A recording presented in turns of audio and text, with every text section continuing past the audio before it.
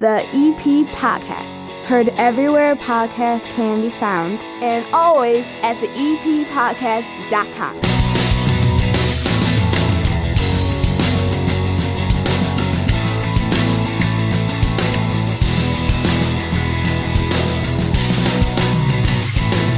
After an unexpected week off, the EP Podcast returns. Evergreen Park's podcast is here again. My name is Chris. Welcome in.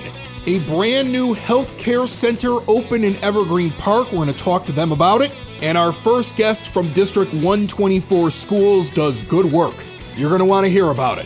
And this episode is brought to you, as always, by the First National Bank of Evergreen Park. Look for me and the First National Bank of Evergreen Park and the Record Shop on 95th all together on top of a double-decker fire truck this Friday at the Independence Day Parade. And I tested something out this past week. Remember, I told you every ATM is free with the First National Bank of Evergreen Park, but is every ATM free worldwide? I used an ATM in Germany that tacked on a fee and was converting to euros. First National Bank of Evergreen Park gave me the best rate and put all the fees back in, even though I wasn't even in the country. No overdraft charges, $300 bonus when you open up a checking account with qualified activities, great online banking tools, and I don't even need to be in the country to benefit. Get over to that iconic building at 95th and Pulaski, the First National Bank of Evergreen Park, member FDIC. Sitting down here at the 9-foot homemade oak bar, I have a guest from District 124. She is the Director of Student Services. Her name is Rebecca Tyrrell. How are you, Rebecca? I'm great. Thank you very much for having me. If I doze off in the middle of this, it's because I'm still dealing with the jet lag. I am fresh back from Germany. There was no show last week. Okay. And I never got to explain to everybody why there was no show.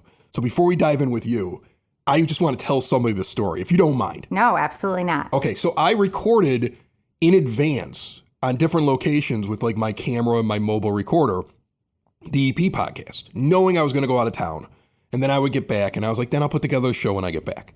But I also am starting a travel podcast. My buddies came up with this. They're like, awesome. You know what? You should travel more. You know, you're divorced now, you're single, get out there. And I'm like, yeah, that's a good idea. And you should get a travel podcast so that you can be part of the company. And then the company pays for the podcast. I was like, brilliant. Yeah. So the new podcast will be called Chris Gets Around, which is hysterical.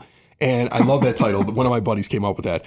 And I was like going to Germany. I said, okay, I'm going to film the first thing. Like I'm going to film some stuff in Germany. So I bring the same cameras I use for these podcasts there and a audio recorder. And I'm going through customs. And they want to look at the audio recorder. So I take it out of the bag. So instead of putting it back inside the bag, I put it in a side pocket. And I get on the plane. At some point over the Atlantic, I believe my seatmate stole the recorder. Oh. The person that was sitting next to me, I think, saw something shiny, got excited, and just took it. Because as I woke up in Frankfurt and was getting ready to deboard the plane, as soon as the light went off that you could stand up, she grabbed her bags and ran through the plane, pushing people. And I thought it was the strangest thing in the world. Like, why would the person who'd been sitting next to me the whole time run through the plane? And then when I got to customs, I saw her and she just kept looking at me and moving further away. And I was like, did I stink? Was there something wrong with me? Right. Like, what? Did I say something weird on the plane? Like, why is she acting this way? And when I got to my buddy's place, I could see that the pocket of the bag had been pulled and somebody had taken the audio recorder. So an entire show was lost. Oh, that's terrible. Yeah, so the whole show was lost. So that's why there was no show last week. It's not because I don't love all of you. It's just we just couldn't get a show done. And now Rebecca is going to sit here and we're going to talk a little bit about what she does. What exactly do you do for the district? It's not just for Central, it's district-wide. Correct. So I'm the Director of Student Support Services. So most people assume Student Support Services is just special education, but it's actually so much more. We do all of the pre-K and early childhood. We do extended day, all the social emotional learning, PBIS, all the mental health stuff we've done the past couple of years, especially post-COVID.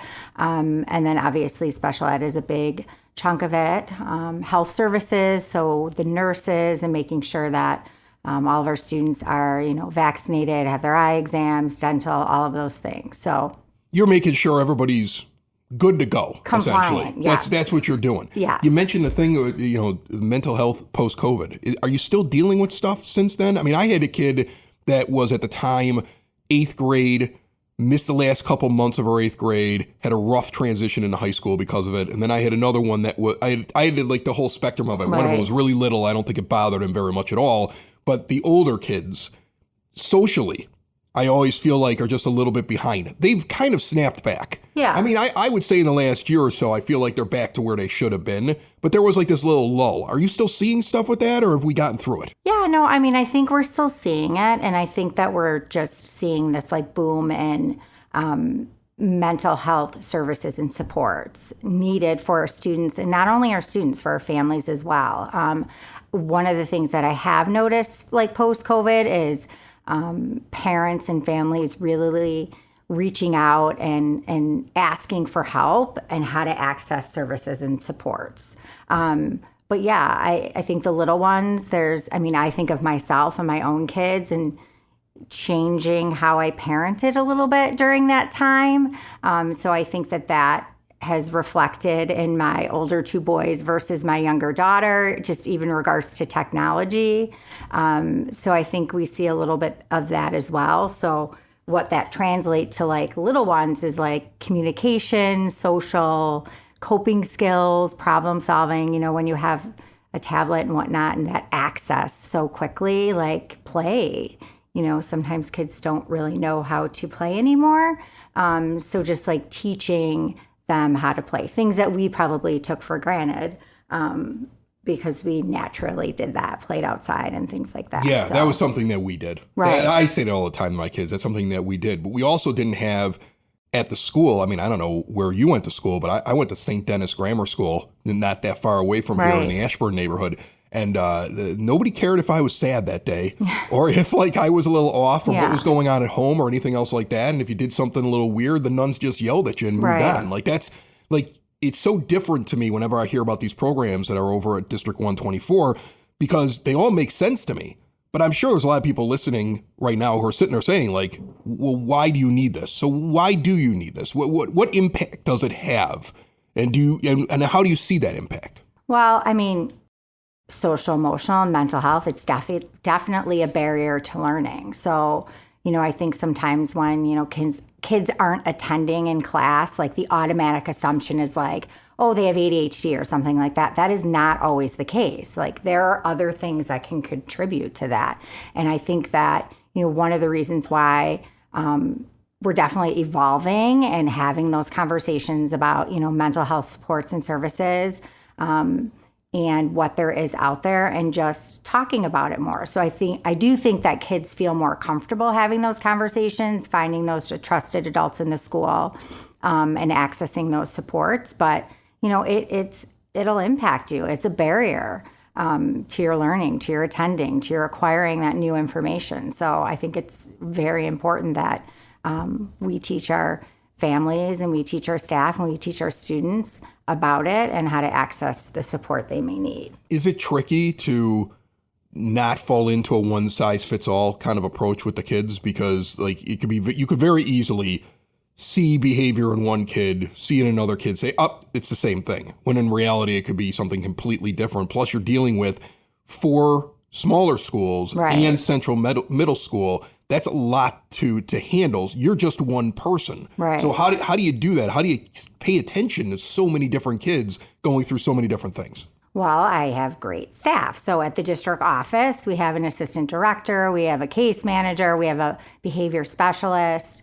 Our secretary's great as well. She knows everything that's happening in the department. But then, in our buildings, we have that support staff as well. So our principals, our assistant principals, our social workers are really those SEL people in the building, but also our nurses. Like there's been a huge uptick in the training and the professional development offered to nurses that work in the school system, because you could per se have those frequent flyers in the office complaining of stomach aches and those somatic symptoms. So it's really just about having conversations, collaborating, and talking about what's going on. I think the teachers, whether it's gen ed or special ed, when they plan and they're talking about their students, what they're seeing, obviously, there is no one size fits all. Like what ADHD looks like in boys and girls is different. What depression looks like in boys and girls is different,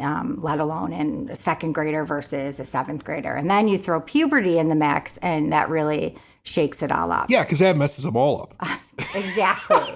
Exactly. I think I'm still messed up from that right? time. Yeah. So I think that, I just think that we're in a time right now that we're having those conversations and recognizing that, this is a need and what it might look like, or, brainstorming with parents. We have parents all the time like, well, I didn't go through this, or when I was this age. And again, we're raising kids in a different time than we were raised. So everything's going to look different. Do you think parents are more involved now or less, or about the same? Because I think back to when I was a kid and I go, okay, my mom was paying attention. I don't know if my dad was paying attention to anything. And I don't know if there would have been as much communication back and forth at the school about anything other than grades, right? So how important is it for you and the people that work with you to have parent interaction and have them involved? That's huge. Any of the research says that parents that are involved, their students do well in school. I think we've seen more parent involvement, especially from when I started in education 20 years ago to now, just in recognizing and working together with schools on how they can access services and supports inside and out of school. One of my favorite things that I do is I'm part of our district community leadership team. So we have partnerships with, the library, SXU Birth at 3, Center for Self-Actualization. What I love about that is just collaborating with everyone and finding different services and supports. Bringing that back to district, bringing that back to the schools, so everybody knows what's out there. So if families are in need of specific things, they can access them. We were talking before we turned on the microphones. We've been at that task force meeting together, and right. I don't know. I think it's so many people. I didn't even realize you were there. That's the funniest thing. I'm introducing myself. You're like, no, I was at the task force. I'm like, really? What did you think about what Dr. Woodland said when she was on this show, I want to say about a month ago? I found it very interesting. It seems to me as though leadership over at the school understands there is a shelf life for Central, and we're getting towards the end of it. Yes. And something has to be done, and I find it very interesting. We posted those shows, and I would say 90% of people are like, that seems like a good idea. And then you can see the 10%. Yeah. They're in the comments. They're upset about it. It's not like you guys just go ahead and they're going to just go do something. This is a long process. Right. You're just exploring it right now. But I feel like everybody in that room, tell me if I'm wrong, everybody in that room kind of understood after going through all the issues over at this school, understood something, you can't put a Band-Aid on it, right? What I see is, a lot of our families, a lot of our students taking pride in their elementary buildings, and Central's just a stop on the way to their next adventure at high school, where those are the most difficult years. And you have a lot of social problems over at Central. Right. And I think I talked about it on that show with her, the idea that the hallways almost become like a bottleneck that would create conflict. Yes. The way the building is set up is almost set up to exacerbate problems. Right. It's not accessible to everyone. It's not accessible to our students in wheelchairs who, have broken legs, things like that. They can't get from point A to point B smoothly. And that's a problem. And I feel like it hinders the feeling of taking pride in your school, that social emotional well-being, wanting to be there, wanting to learn, wanting to take care of your facilities. That all factors into that. And obviously space. It's one thing to walk the halls when there's no one there. It's another thing to walk the halls when the kids are in there. It is frightening. I'm anxious as well. It is small. It is terrifying. So, and even lunch, the lunchroom is small. That lunchroom looks like a prison room. Right. It really does. That was my first. I walked in. I was like, oh, it's a prison. That's what it feels like when you walk in there. Yeah. It's not even that aesthetic. It's even the space, sitting next to someone and having the opportunity to have a back and forth conversation without feeling trapped and feeling anxious. It's a tight space, and it doesn't really allow for those conversations and that good social emotional learning. Yeah, and that's something that we were talking about throughout this entire interview. It's very important. And Rebecca, the work that you're doing and the rest of the folks over at District 124, I think it's good stuff. Again, if somebody, let's say, has a kid in the school and somehow was not aware of what you do, or is like, you know what, I actually need some help for my kid, I'm noticing it, something like that, do they reach out to you directly? Do they just talk with the administrator at the school individually? How do they do that? Well, they could talk to the administrator at the school. They might direct them to their social worker or the school psychologist for that building, or they will direct them to our office. I feel like any strange call that comes in that everybody's not really sure who it should be directed to is usually directed to our office. And 9 out of 10 times it's in the right place. So, that's awesome. Very good. Rebecca Tyrrell, thank you so much for joining us. Thank you so much for having me. Building relationships, supporting the community, and service. These are the things that Country Financial stands for. They're more than just an office you may pass by as you drive through Evergreen Park. They're neighbors who lend a helping hand and support the fabric of your community, including charitable organizations, sports, financial education, and civic organizations. And since Country is already your neighbor, they want to get together and chat. Call your local Country Financial representative, Mike Thauer, today at 708-425-1559 to talk about the things that are important to you and how he can help you protect them.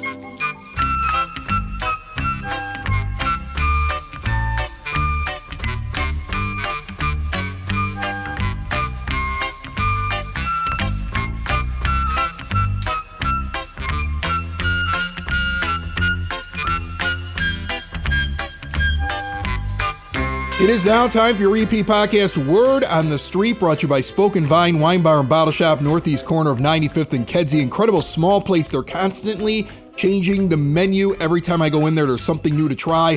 And that also goes for the wines, which are constantly rotating. But they keep the ones that everybody loves. Gather up your friends, your loved one. Go by yourself, meet new friends. See everything they have to offer at SpokenVineWines.com. The Evergreen Park Independence Day Parade is this Friday. It kicks off at 6:30 in the evening at 95th and Springfield. It will go down 95th all the way to Richmond, then north to 91st Street. Fireworks will follow at Duffy Park at dusk, approximately 9 p.m.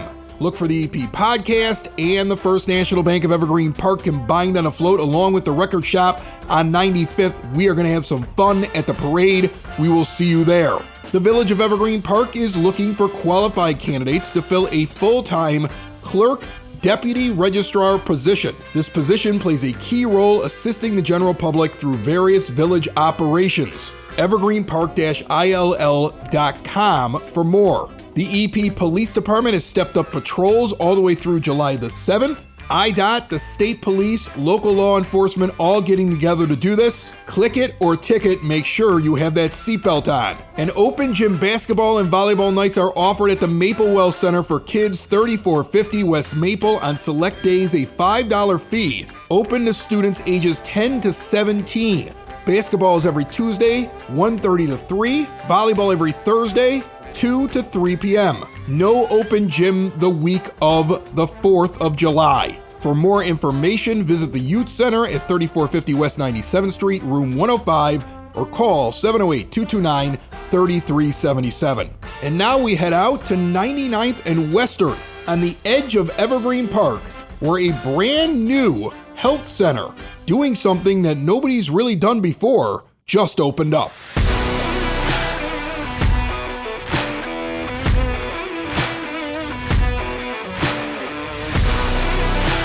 The EP podcast out at 99th and Western. We were here about a year ago as they broke ground on the OSF Complete Care 55 plus clinic, I think is what you would call it, correct, Doc?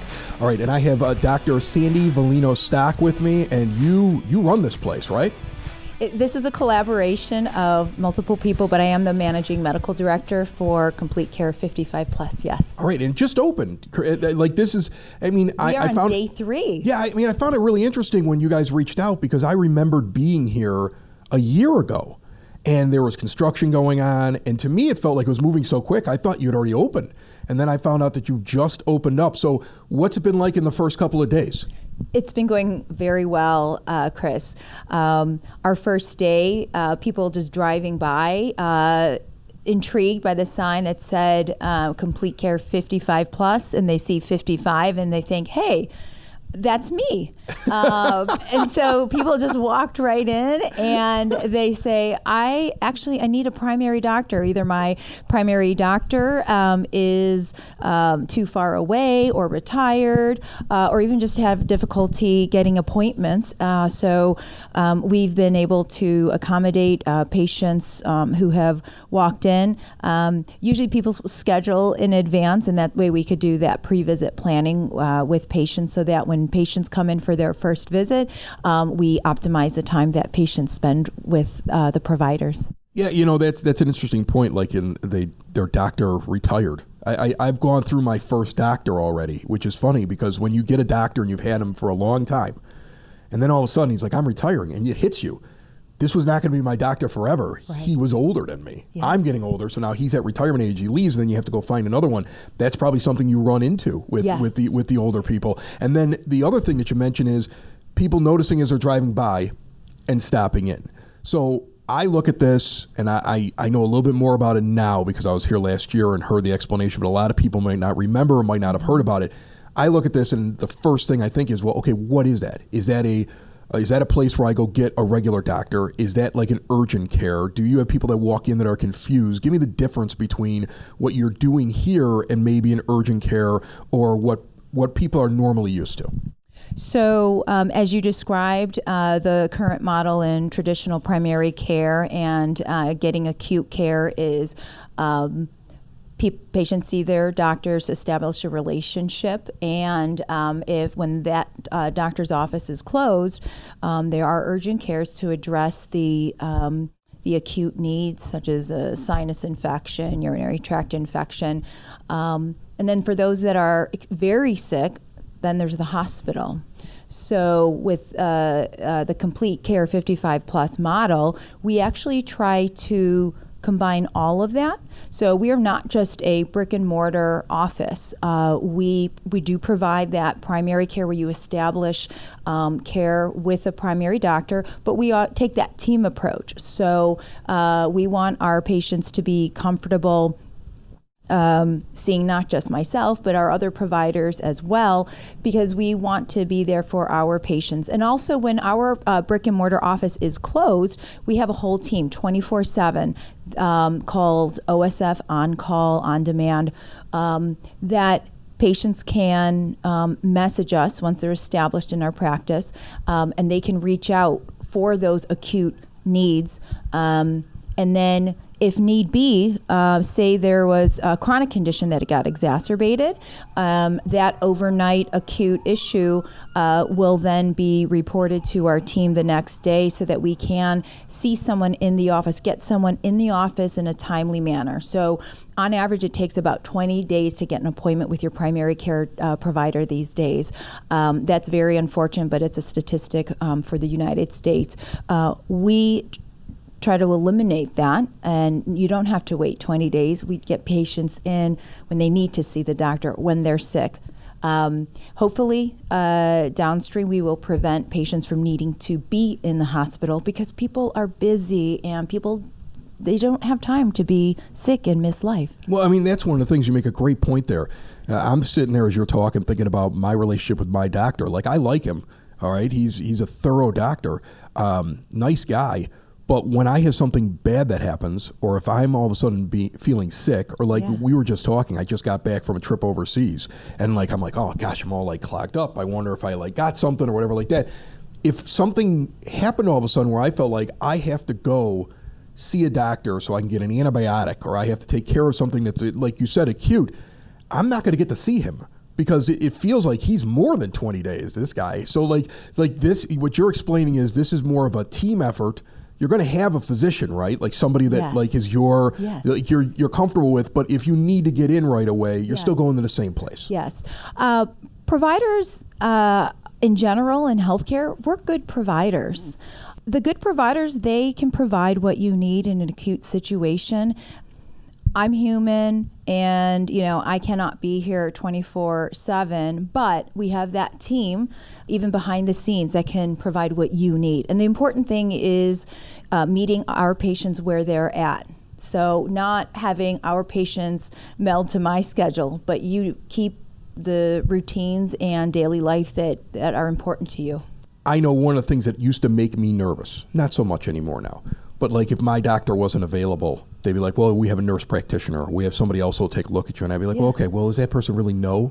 Like, is that person able to figure it out? Like, I would imagine you're staffed with people from all different fields. Yes. And because you have a team in here, somebody walks in, you're able to match up with who's available and who can actually diagnose and treat the problem. Yes, our providers have solid backgrounds. They're qualified, and we have standards of care. OSF has very high standards, clinical standards, even how you would treat common conditions.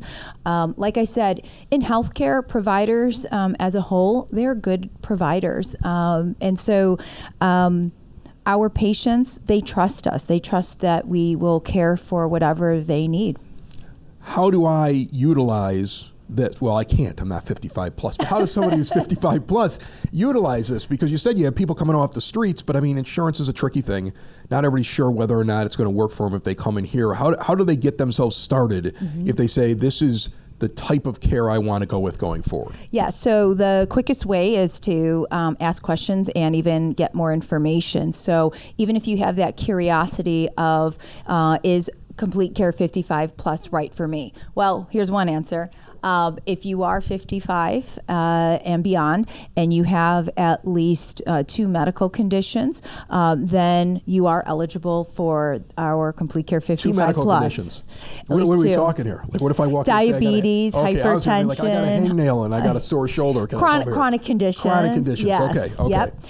So you could reach us at 312-705-9750 or our website at osfhealthcare.org/CC55. Is this a first of its kind that OSF is doing, or have they? And do they have plans to do more of these? Yes, God willing, we are going to expand. We already have plans to expand at another location and beyond and beyond. So we're very confident that this model is going to be what's needed in healthcare, and our community has already responded and says, yes, we need this. Patients are excited. They walk in and they say, I have been waiting for something like this for so long. Well, I like that idea. I mean, look, you're a doctor. You got into this because you wanted to help people. Yes. You got into this because you wanted to treat people. And you're right. A lot of the models up until this point are kind of broken, and it doesn't work very well for people. So I would imagine this is exciting for you, because this is something new. It's probably exciting for all the other people that are working here who got a spot in here where this is where they're going to practice medicine now, because it's something different. Yes. You know, it's not just the physicians and other providers that love medicine, that want to serve. Our whole team, even those in the background, from the administrative operations, the remote patient monitoring teams, nursing teams, all these people are just thrilled to be able to serve the community and be part of healthcare. It's amazing that we all bring our own gifts to the table, and this is the result of our compassion and our desire to serve the community. Very awesome. Look, it's a great location. I mean, you're gonna get a lot of walk in here at 99th and Western, on the edge of Evergreen Park. I mean, you're gonna get a lot of walk in. 2, you're gonna get a lot of buzz, I think, because people are gonna see this and they're gonna say, wait a minute, this is a better way to do things, which I think is awesome. And 3, I've walked around it. This is a very, very nice. It's beautiful. Right? Yes, it's beautiful. It's really nice. Yes, patients find them. A lot of parking? Lots of parking. When patients walk in, they find themselves, it's a beautiful lobby. If you're thirsty, we actually have water, and we have a coffee machine I know to help you. Hook me up. Yes. 10 minutes ago, I think you were not as perky. No, now, I wasn't. right? I got a little bit of coffee. I'm ready to go now. Now you're ready to go. Yes. Thank you, Doc. That's and awesome. Because we don't rush the patient visits, we want patients to have something to drink and make themselves comfortable, so that and then again, we optimize the time that patients spend with their providers. And so, have a seat, drink a coffee, and we'll accomplish what you came in for. That's awesome. I'm kind of jealous that I'm not 55 yet. I am. Like, it's like, I'm like, oh, I don't have 2 chronic conditions and I'm not Next time I 55. see you walk in the office, I'll know that it's for a patient visit, right? and you are 55. I will be older. It'll be a little while, but I will be older for sure when I get back here. Okay, well, thank you so much, Doc, You're for showing us welcome. around, and congrats to OSF for this, Thank you. and also to the area. I think this Yeah. is a really cool thing to have here, and I think it's going to work out really well. Thank you, Chris. Thanks for having us. It's the EP Podcast. All things Evergreen Park. It's the EP Podcast. Evergreen Park.